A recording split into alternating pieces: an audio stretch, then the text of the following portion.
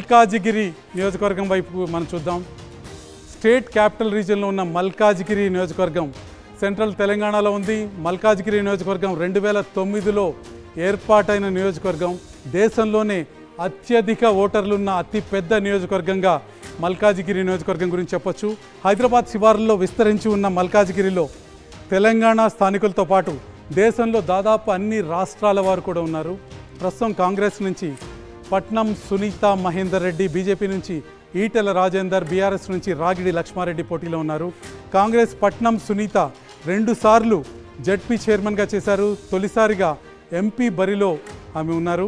ఇక బీజేపీ ఈటెల రాజేందర్ తెలంగాణ ఉద్యమ నేపథ్యం ఉన్న నేత, ఎమ్మెల్యేగా మంత్రిగా పనిచేశారు. బీఆర్ఎస్ రాగిడి లక్ష్మారెడ్డి తొలిసారిగా ఎంపీ ఎన్నికల బరిలోకి దిగారు.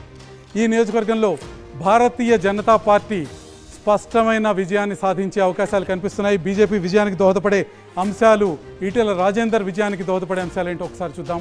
బీజేపీ గ్రాఫ్ చాలా బాగుంది. ఈ నియోజకవర్గంలో ఈటెల రాజేందర్ పట్ల సానుకూల వైఖరి ఈ నియోజకవర్గ ఓటర్లలో చాలా స్పష్టంగా కనిపిస్తుంది. బీసీ ఓట్ బ్యాంకు ప్లస్ పాయింట్గా మారింది ఈటెల రాజేందర్కి. ఇక బీఆర్ఎస్ అభ్యర్థి రాగిడి లక్ష్మారెడ్డి ప్రచారంలో దూకుడు కనిపించడం లేదు, బాగా వెనకబడినట్టు కనిపిస్తున్నారు.